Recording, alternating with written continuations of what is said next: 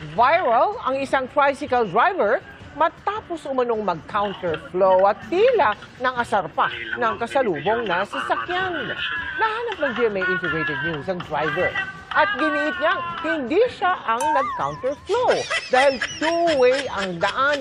Kinumpronta at minura rin umano siya ng nakasalubong na motorista. Ang social media ay lumagpas na sa pagiging simpleng libangan para sa maraming Pilipino at naging isang plataporma na rin kung saan inilalantad ang mga usaping pampubliko, kabilang ang mga alalahanin sa kaligtasan sa kalsada. Ito ay naging malinaw nitong nakaraang weekend matapos mag-viral ang isang video na nagpapakita ng isang tricycle driver na nag-counterflow sa gitna ng trapiko sa kahabaan ng North Avenue, sa tapat ng SM North EDSA.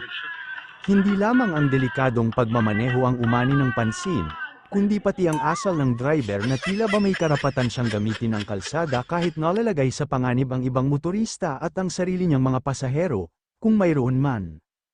Agad namang umaksyon ang mga awtoridad matapos kumalat ang video, nagpahayag ng pagkadismaya ang Land Transportation Office o LTO at ang pamahalaang lungsod ng Quezon City, lalong lumala ang sitwasyon nang makumpirma na ang tricycle driver na sangkot ay walang hawak na balidong lisensya sa pagmamaneho.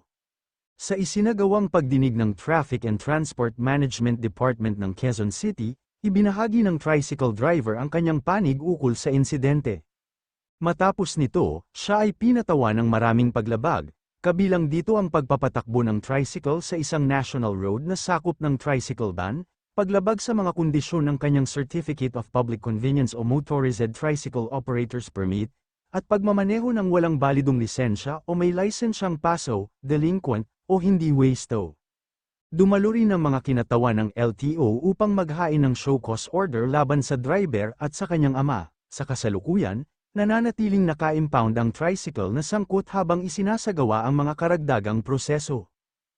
Tricycle ban, expired driver's license, and inappropriate, invalid driver's license because hindi siya dapat namamasahe. Inaraw ang epekto sa kanya, pati ang kanyang anak. Galit daw sa kanya matapos mapanood ito. Ako'y sinisisi. Tapos may mga bantari sa akin na kung ano-ano mga sinasabi.